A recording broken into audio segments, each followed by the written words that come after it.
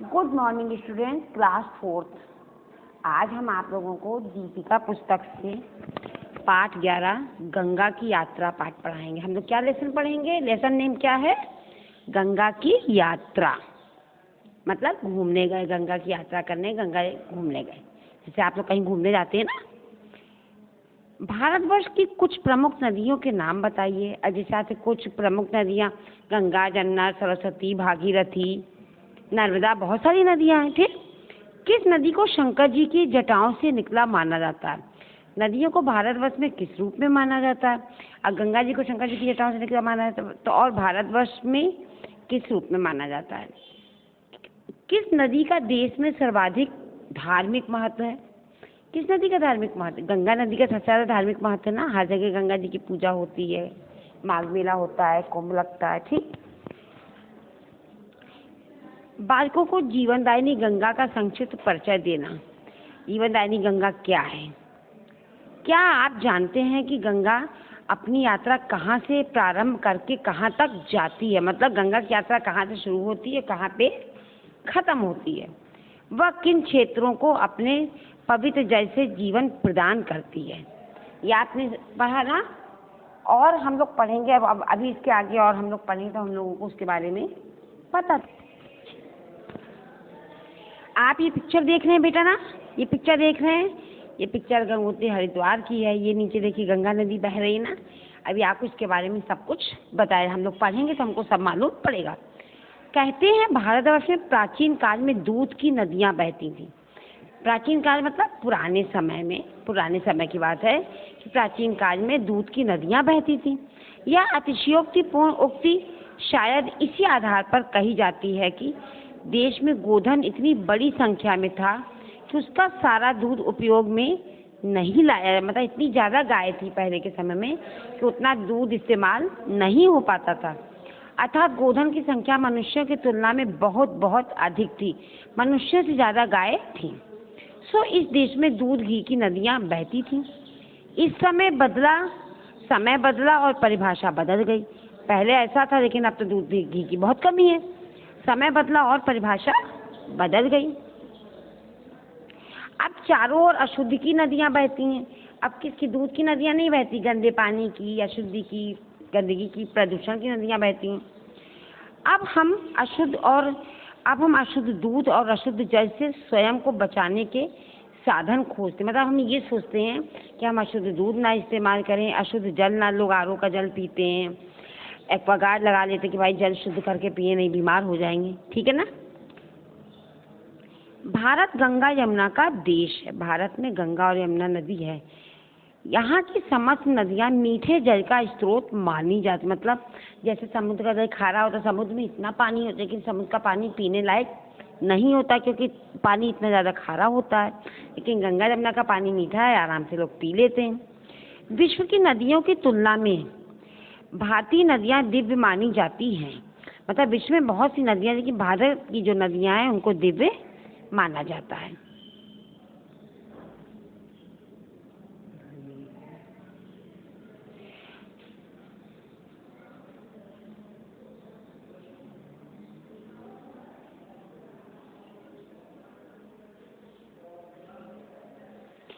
विश्व की नदियों की तुलना में भारतीय नदियाँ दिव्य मानी जाती हैं।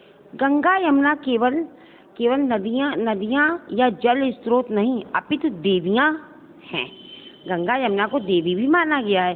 गंगा को भगवान विष्णु की चरण धोवन, मतलब भगवान विष्णु के जो चरण धोए गए, वो जो पानी निकला उसको गंगा माना जाता है, वो चरण धोवन। तथा यमुना को सूर्य पुत्री के रूप में माना। आपसे कोई पूछे गंगा यमुना को क्या माना जाता है तो आप बता देंगे गंगा को भगवान विष्णु की चरण धोवन तथा यमुना को सूर्य पुत्री के रूप में माना जाता है। मतलब यमुना जी को सूर्य पुत्री माना जाता है।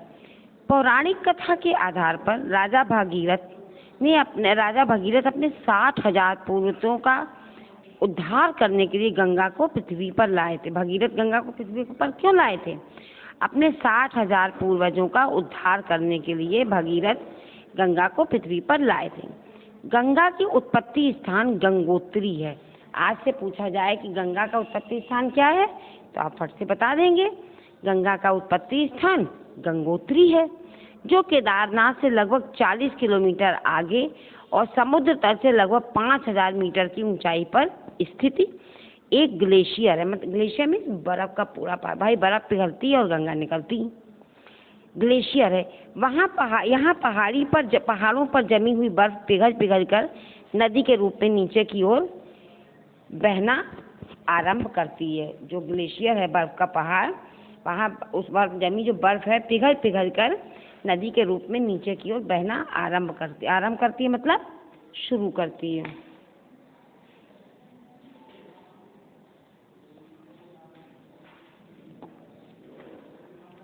एक बार हम लोग फिर से पढ़ते हैं। यहाँ पहाड़ों पर जमी बर्फ पिघल कर नदी के रूप में नीचे की ओर बहना आरंभ करती है। आप देख रहे हैं ना, ये पहाड़ी पे ऊपर सब बिल्डिंग बनी है, मंदिर बने, नीचे नदी बह रही है ना। देखिए आप ये पिक्चर देख रहे हैं ना बेटा, देख रहे हैं पिक्चर, ये हरिद्वार की पिक्चर, ये घंटाघर नदी में ये गंगा जी बह रही हैं और लोग नहा रहे हैं ना। ये घाट बने, सीढ़ी से उतर के लोग नहा रहे हैं। अब हम लोग आगे पढ़ते हैं। हिमालय पर्वत से बहने वाले इस जल स्रोत को भागीरथी नाम से जाना जाता है। हिमालय पर्वत से बहने वाला ये जो जल स्रोत है इसको भागीरथी के नाम से जाना जाता है। पूर्वजों के बीच कूदती फांदती तथा अटखेलियाँ करती, कूदती फांदती अटखेल क्या करती मतलब घूमती टहलती भागीरथी वेग से नीचे उतरती है।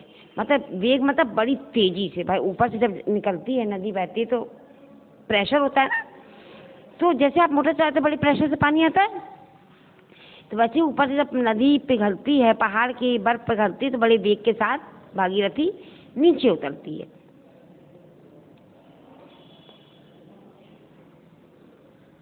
भागीरथी यहाँ से जब आगे बढ़ती है तब पहले इससे जाह्नवी मिलती है। जाह्नवी भी नदी है, तो जब भागीरथी यहाँ से आगे बढ़ी तो तब पहले इससे कौन मिली? जाह्नवी मिलती है, फिर अलकनंदा मिलती है। देखिए वहाँ की जो और पहाड़ी नदियाँ वो सब इसमें मिलती हैं, जाह्नवी, अलकनंदा। इन नदियों के मिलने के बाद यह गंगा के रूप में जानी जाती है। जब ये दोनों नदियाँ जाह्नवी और अलकनंदा मिल जाती तब इसको गंगा के रूप में जानी जाती है। ये हिमालय को बीच में से काट कर बहती गंगा दक्षिण पश्चिम की ओर मुड़ती है, तब यह हरिद्वार पहुँचती है। यहाँ से पहले दक्षिण की ओर बहती है, फिर दक्षिण पश्चिम की ओर बहने लगती है। इस तरह जब यह फर्रुखाबाद के पूर्वी क्षेत्र, देखिए कहाँ हरिद्वार, कहाँ आपका ये फर्रुखाबाद, इस तरह जब ये फर्रुखाबाद के पूर्वी क्षेत्र में बहती है रामगंगा नदी आकर इसमें मिल जाती है। फर्रुखाबाद में जो रामगंगा नदी है वो यहाँ पे आके गंगा नदी में मिल जाती है। प्रयाग में गंगा और यमुना का मिलन होता है, इसे संगम के नाम से जाना जाता है। आप लोग यहाँ इलाहाबाद में गंगा जाते हैं, कहते हैं संगम नहाना है ना। संगम क्यों है? गंगा यमुना का मिलन हुआ है तो दो नदियों के मिलन को संगम का, तो यहाँ पे किसका संगम है? गंगा और यमुना का संगम है। कुंभ का मेला यहीं लगता है, जिसमें करोड़ों लोग पवित्र स्नान कर धर्म लाभ उठाते हैं। करोड़ों लोग इसमें धर्म लाभ उठाते हैं।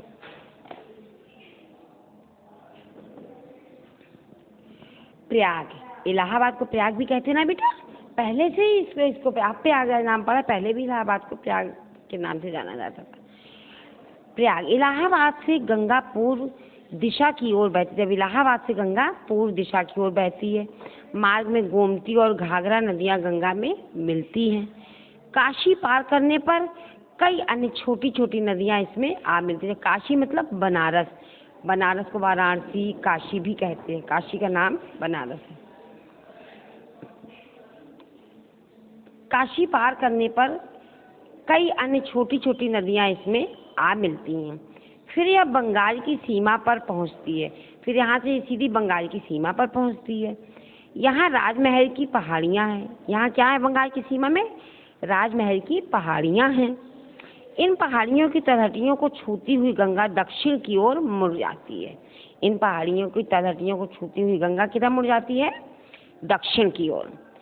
गौरनगर के खंडहरों से 32 किलोमीटर आगे गंगा अनेक शाखाओं में बंटकर मुहाना बनाती है। मतलब अनेक जगह अलग अलग शाखाओं में बंट जाती है और मुहाना बनाती है।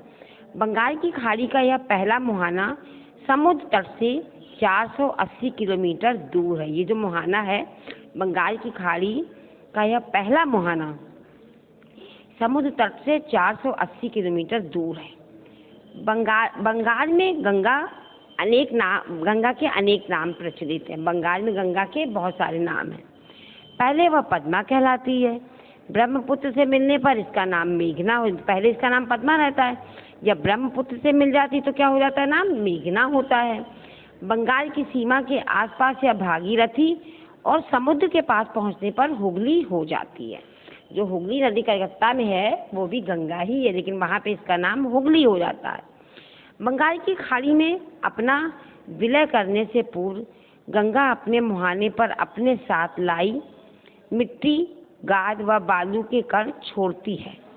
मिट्टी, गाद व बालू के कण छोड़ती है, जिससे दुनिया का सबसे बड़ा डेल्टा बनता है। इसे गंगा डेल्टा कहते हैं। सबसे बड़ा डेल्टा बनता है, इसको क्या कहते हैं, इसको गंगा डेल्टा कहते हैं। गंगा भारत की सबसे बड़ी नदी है। आपसे पूछा जाए कि भारत की सबसे बड़ी नदी कौन है, तो आप फट से बता देंगे कि भारत की सबसे बड़ी नदी गंगा है, जिसकी यात्रा 2521 किलोमीटर मानी जाती है। सोचिए कितनी लंबी है, कितनी लंबी यात्रा है इसकी, 2521 किलोमीटर मानी जाती है। यह देश के जिन जिन क्षेत्रों से गुजरती है उनके लिए यह जीवनदायिनी है। देश के जिन जिन क्षेत्रों से निकल जाती है उनके लिए क्या है, ये जीवनदायिनी, मतलब जीवन देने वाली, जीवनदायिनी है। देश की सिंचाई व्यवस्था का अधिकतम भार इसी नदी पर है, परंतु यह हमारा दुर्भाग्य ही है कि हमने इस जीवनदायिनी नदी का न केवल सर्वाधिक दोहन किया, अपितु इसे प्रदूषण घोलकर उसकी शुद्धता और पवित्रता के साथ खिलवाड़ किया है। मतलब हमको जीवन देने वाली इतनी शुद्ध नदी है, लेकिन हमने उसको प्रदूषित कर दिया है, प्रदूषित करके हमने उसके साथ खिलवाड़ किया है। क्या ऐसा होने पर गंगा जीवनदायिनी रह सकेगी? कैसे रह पाएगी? जब गंगा खुद ही अशुद्ध हो जाएगी तो हमको जीवन कैसे दे पाएगी बेटा? जिस प्रकार हमने गोधन का शोषण व दोहन कर उन्हें कत्ल खानों में पहुंचाया और आज दूध की कमी से जूझ रहे हैं, मतलब परेशान हो रहे हैं, हैरान हैं, सरवाइव कर रहे हैं। क्या है, हमको अच्छा दूध नहीं मिल रहा है, स्वच्छ पानी नहीं मिल रहा है, जूझ रहे हैं। उसी प्रकार देश सदा नीरा नदियों को गंदे नालों के रूप में पा रहा है। पहले दूध की नदियां बहती थी, अब वास्तविक नदियां भी अपने अस्तित्व की रक्षार्थ आमरण अनशन पर हैं। मतलब पहले दूध की नदियां बहती थी, आज का जो नदियां हैं उनका पानी भी स्वच्छ नहीं है, वो भी आमरण अनशन पर हैं, परंतु सुनने वाला कोई नहीं है। नदियां गंदी हो रही हैं कि कोई उनकी केयर नहीं है। अधिक लोभ सजाने वाला मनुष्य, लोभ मतलब लालच, अधिक लोभ संजोने वाला मनुष्य वास्तव में जो इसे अधिक लाभ पहुंचाता है उसका सर्वाधिक दोहन कर उसका जीवन लील जाता है, मतलब उसको खत्म कर देता है। गाय और नदियां यही शिकायत कर रही हैं। देखिए स्टूडेंट, हम लोगों ने लिखा, अब ये क्या लिखा है, शब्दार्थ लिखा है ना। मैं शब्दार्थ बोलूंगी, आप मेरे साथ बोलेंगे, ओके। अतिशयोक्ति बढ़ा चढ़ाकर कही जाने वाली, उत्पत्ति स्थान, मूल स्थान जहाँ से निकलती है। वेग माने गति, जीवनदायिनी जीवन देने वाली, दोहन करना लाभ उठाना, दूध की नदियाँ बहना, दूध का उत्पादन आवश्यकता से कई गुना अधिक होना, मतलब जितनी जरूरत है उससे ज़्यादा होना, सजोना एकत्र करना। देखिए ये शब्दार्थ हैं, ये शब्दार्थ आपको पीडीएफ में मिलेंगे, पीडीएफ से निकाल के आप इनको शब्दार्थ कॉपी में कंप्लीट करिएगा, ओके बेटा। नीट एंड क्लीन वर्क होना चाहिए, कॉपी जमा करेंगे, कॉपी आपकी चेक की जाएगी। अब देखिए अभ्यास कार्य, पेज नंबर 70 है। अभ्यास कार्य मतलब एक्सरसाइज। नंबर 1 का सही विकल्प के आगे सही लगाइए। नंबर 1, भारत की समस्त नदियाँ 12 महीने बहती हैं। मीठे जल का स्रोत मानी जाती हैं। पर्वतों से निकलती हैं। बा में टिक लगाइए, मीठे जल का स्रोत मानी जाती हैं। ठीक। सेकंड, यमुना को विश्वपुत्री के रूप में माना जाता है, सूर्य पुत्री के रूप में माना जाता है, हिमालय पुत्री के रूप में। बा में टिक लगाइए, सूर्य पुत्री के रूप में माना जाता है। थर्ड नंबर, गंगा की उत्पत्ति स्थान डैश है। बद्रीनाथ, गंगोत्री, केदारनाथ। गंगोत्री से गंगा निकलती, गंगा का उत्पत्ति स्थान गंगोत्री है। गंगोत्री में टिक लगाइए, गंगोत्री आप यहाँ लिखेंगे। ओके बेटा। फोर्थ नंबर, हरिद्वार में बहने वाली विशाल जलधारा को डैश के रूप में जाना जाता है। भागीरथी, जाह्नवी, गंगा। सा में टिक लगाइए, गंगा। फिफ्थ नंबर, डैश में गंगा और यमुना का मिलन होता है। कानपुर, वाराणसी, प्रयाग। प्रयाग में टिक लगाइए, सा में। प्रयाग में गंगा यमुना का मिलन होता है, जिसको संगम कहते हैं। ठीक। ख, उपयुक्त शब्द चुनकर रिक्त स्थान भरिए। ये देखिए, ये गोले में दिए हैं ना, जो जहाँ सेट होगा वही हमको भरना है। विश्व की नदियों की तुलना में विश्व की नदियों की तुलना में भारतीय नदियाँ डैश हैं, दिव्य। यहाँ हम दिव्य भरेंगे। सेकंड, गंगा यमुना केवल नदियाँ या जल स्रोत नहीं, अपितु डैश हैं, देवियाँ। ये देखिए देवियाँ, ये देवियाँ यहाँ लिखेंगे, देवियाँ हैं। थर्ड नंबर, गंगोत्री हिमालय का एक डैश है, ग्लेशियर। ग्लेशियर मतलब बर्फ का पहाड़, ग्लेशियर है। फोर्थ नंबर, प्रयाग में गंगा यमुना के मिलन स्थान को डैश के नाम से जाना जाता है, संगम। गंगा यमुना का मिलन होता है तो संगम है ना। इलाहाबाद में संगम है गंगा यमुना का, क्योंकि इलाहाबाद गंगा और यमुना दोनों नदियाँ यहाँ आके मिली हैं, वहाँ पे संगम है घर। 5 नंबर, मनुष्य ने नदियों का शोषण व दोहन कर डैश को बड़ी हानि की है। किसको? ये देखिए पर्यावरण है ना, पर्यावरण यहाँ भरेंगे। मनुष्य ने नदियों का शोषण व दोहन कर पर्यावरण की बड़ी हानि की है। पूरी एक्सरसाइज आप पेंसिल से करेंगे बेटा। अब देखिए पेज नंबर 71 गा। सही कथन के सामने सही तथा गलत के सामने गलत लगाइए। जो सही है उसमें सही का निशान लगाएंगे, जो गलत है उसमें गलत का निशान लगाएंगे। नंबर 1, गंगा को भगवान विष्णु की चरण धोवन के रूप में जाना जाता है, सही लगाइए निशान बेटा। सेकंड, ऐसी भी कथा है कि राजा भगीरथ अपने पूर्वजों का उद्धार करने के लिए गंगा को पृथ्वी पर लाए थे, सही। थर्ड, गंगोत्री से बहने वाले जल स्रोत को भागीरथी के नाम से जाना जाता है, सही लगाइए टिक। फोर्थ नंबर, हरिद्वार से गंगा दक्षिण की ओर बहती है, सही। इसमें सब सही, कोई गलत नहीं। प्रयाग में संगम पर कुंभ मेला लगता है, सही।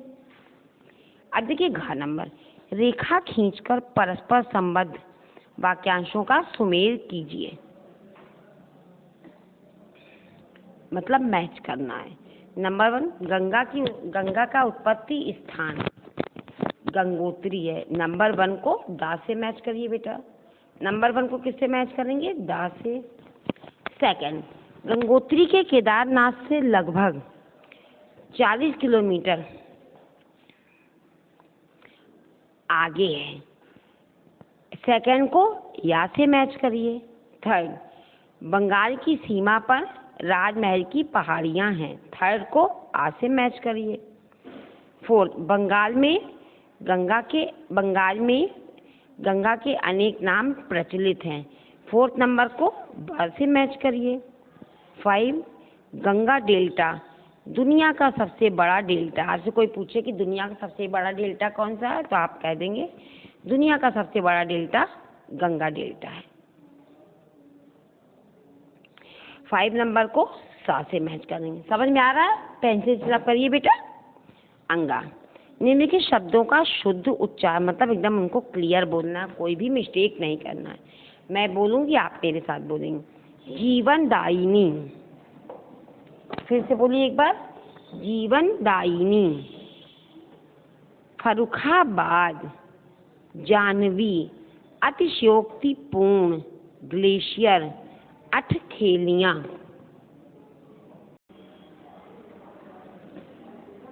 चार नंबर, निम्नलिखित प्रश्नों के उत्तर दीजिए। बेटा ये सारे प्रश्नों के उत्तर आपको, प्रश्नोत्तर आपको पीडीएफ में मिलेंगे। पीडीएफ से निकाल के आप क्वेश्चन आंसर कॉपी में कंप्लीट करेंगे। ओके बेटा। आगे देखिए, भाषा व्याकरण का 3-3 पर्यायवाची, ये जो शब्द दिए उनके हमको 3-3 पर्यायवाची। गंगा का 3 पर्यायवाची लिखना है। भागीरथी, जाह्नवी, हुगली। लिखिए, भागीरथी, जाह्नवी, हुगली। नाम बदल गए हैं गंगा ही। कलकत्ते में गंगा का नाम, बंगाल में है ना, कलकत्ते में इसका नाम हुगली है, लेकिन है ये गंगा नदी। सेकंड नंबर, यमुना, सरिता, तरंगिणी, तटिनी। यमुना का क्या नाम है? सरिता, तरंगिणी, तटिनी।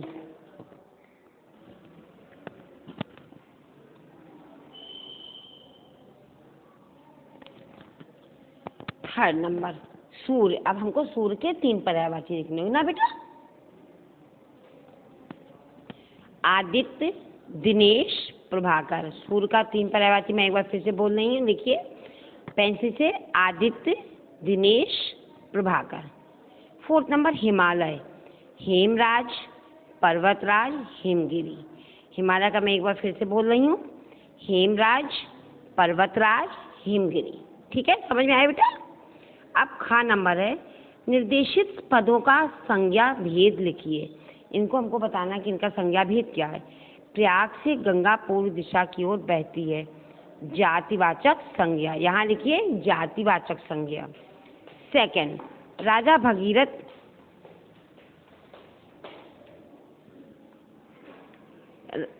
भगीरथ गंगा को पृथ्वी पर लाए थे। व्यक्तिवाचक, जो कि भगीरथ व्यक्ति थे ना, राजा थे। थर्ड नंबर, काशी पार करने पर कई अन्य नदियां गंगा में आ जाती हैं। समूहवाचक, मतलब एक से ज़्यादा कई हो गए तो समूह हो गया, ग्रुप हो गया ना, इंग्लिश में ग्रुप कहते हैं, तो क्या हुआ? समूहवाचक। ग, विशेषण चुनकर लिखिए। इसमें हमको बताना है कि इसमें कौन सा विशेषण है। गिलास में थोड़ा पानी दो। परिमाणवाचक विशेषण। सेकंड, कड़वी दवा असर कर गई। गुणवाचक विशेषण। थर्ड, 1 लीटर दूध में दवा पका दो। संख्यावाचक, क्योंकि संख्या 1 लीटर है ना, संख्यावाचक। घ, कोष्ठक में दिए गए शब्दों को विशेषणों में बदलकर रिक्त स्थान भरिए। ये जो शब्द दिए हैं कोष्ठक में, इनको हमको विशेषण में बदल के यहाँ भरना है रिक्त स्थान में। अब ये भारत दिया है ना, इसको विशेषण में बदलने से क्या होगा? भारतीय। हम सब भारतीय हैं। सेकंड, रवि बहुत बुद्धि है ना, बुद्धिमान। रवि बहुत बुद्धिमान है। थर्ड, विज्ञान का वैज्ञानिक। हमारे देश में अनेक वैज्ञानिक पैदा हुए। अब देखिए अंगा, निम्नलिखित वाक्यों की क्रियाओं का काल लिखिए। ये जो वाक्य दिए हैं इनके हमको काल लिखने, कौन सा काल है? नंबर 1, बादल घुमड़ रहे हैं, भूतकाल। लता ने गीत गाया, वर्तमान काल। माली फूल तोड़ेगा, भविष्यत काल। पक्षी उड़ रहे हैं, वर्तमान काल। अभी आपका होमवर्क है कौशल और योग्यता, ये आपको करना है, ठीक है ना बेटा? का है, सोचकर बताइए। नंबर 1, नदियाँ जीवनदायिनी क्यों मानी जाती हैं? नदियाँ जीवनदायिनी इसलिए मानी जाती हैं कि नदियों द्वारा हमें फ्रेश जल मिलता है, साफ पानी मिलता है, और हम साफ पानी का यूज़ करते हैं। नदियाँ जीवनदायिनी मानी जाती हैं। आपको सोचकर खुद लिखना है। जल ही जीवन है, फिर भी नदियाँ प्रदूषित क्यों? इन सबों के बारे में आपको लिखना है, ठीक? ख, अपने नगर के समीप, समीप में पास, समीप बहने वाली किसी नदी अथवा तालाब पर जाइए और देखिए कि वहाँ स्वच्छता में सफाई, नीट एंड क्लीन, स्वच्छता की क्या स्थिति है। वहाँ के जल स्रोतों की स्थिति के विषय में कक्षा में को बताइए। ये आपका काम है, आप मुझे बताएंगे। ग भीष्म पितामह गंगा पुत्र कहलाते हैं।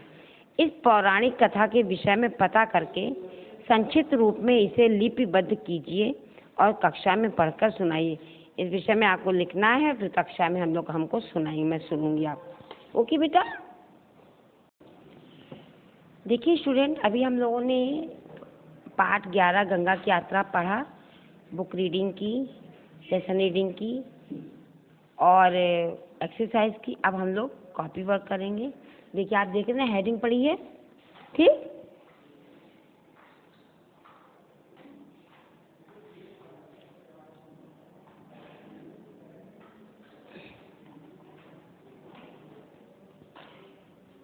गंगा की यात्रा, कठिन शब्द हम लोग पहले पढ़ेंगे ना बेटा। भारतवर्ष, अशुद्धि, सूर्यपुत्री, सूर्यपुत्री मतलब सूर्य की पुत्री, सूर्य की पौराणिक, मेरे साथ मैं बोलूंगी फिर आप बोलेंगे। समुद्र तल, ग्लेशियर, आरंभ, जल स्रोत, अठखेलियां, हरिद्वार, तलहटियों, मुड़,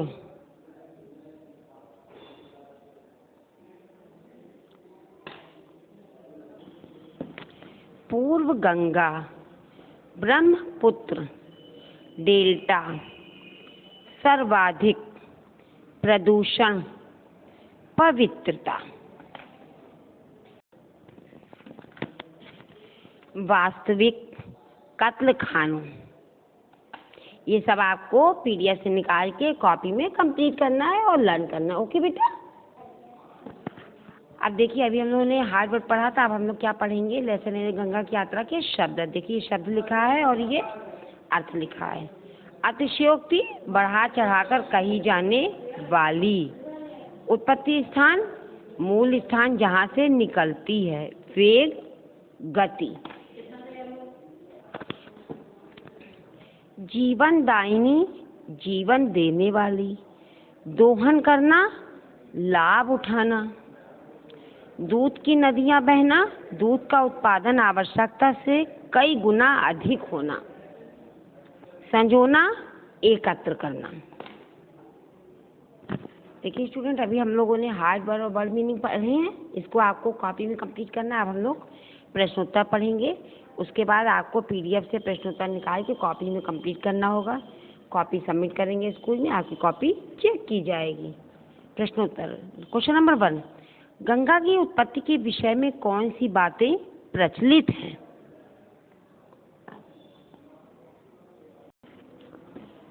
आंसर, गंगा की उत्पत्ति के विषय में निम्न बातें प्रचलित हैं। पौराणिक कथा के अनुसार राजा भगीरथ अपने 60,000 पूर्वजों का उद्धार करने के लिए गंगा को पृथ्वी पर लाए थे। गंगा का उत्पत्ति स्थान गंगोत्री। गंगा का उत्पत्ति स्थान क्या है? गंगोत्री। क्वेश्चन नंबर 2, हरिद्वार आने से पूर्व गंगा किन नामों से कहाँ कहाँ बहती है? आंसर, हरिद्वार आने से पूर्व गंगा पहले जाह्नवी से मिलती है, फिर अलकनंदा से। इन नदियों से मिलने के बाद ही वह गंगा के रूप में जानी जाती है। हिमालय को बीच में से काटकर बहती गंगा दक्षिण पश्चिम की ओर मिलती है, तब वह हरिद्वार पहुंचती है। क्वेश्चन नंबर 3, बंगाल में गंगा को किन नामों से जाना जाता है? आंसर, बंगाल में गंगा को अनेक नामों से जाना जाता है, जैसे पद्मा, मेघना, भागीरथी तथा हुगली आदि है। क्वेश्चन नंबर 4, गंगा को मानवीय क्रियाओं ने किस प्रकार प्रभावित किया है? आंसर, गंगा में कूड़ा करकट फेंकना, मरे हुए व्यक्तियों के शव बहाना व मनुष्य की और भी गंदी क्रियाओं ने गंगा को प्रभावित किया है। क्वेश्चन नंबर 5, वर्तमान समय में दूध और दही की शुद्धता की क्या स्थिति है? आंसर, वर्तमान समय में दूध और जल की चारों ओर से अशुद्ध की नदियाँ बहती। पहले दूध और दही घी की नदियाँ, दूध की नदियाँ बहती, अब क्या है, दूध और जल की चारों ओर से अशुद्ध की नदियाँ बहती। चारों ओर हर नदियों में गंदा पानी है, बहती हैं। अब अशुद्ध दूध और अशुद्ध जल से स्वयं को हम बचाने की साधन खोजते हैं। स्टूडेंट, ये सारे क्वेश्चन आंसर आपको पीडीएफ में मिलेंगे। आप अपनी कॉपी में hard word, word meaning, question answer complete करके लर्न करेंगे, लेसन रीड करेंगे, आपसे सुना जाएगा, लेसन रीड करवाया जाएगा और कॉपी आके सबमिट करिएगा, आपकी कॉपी चेक की जाएगी। Thank you student.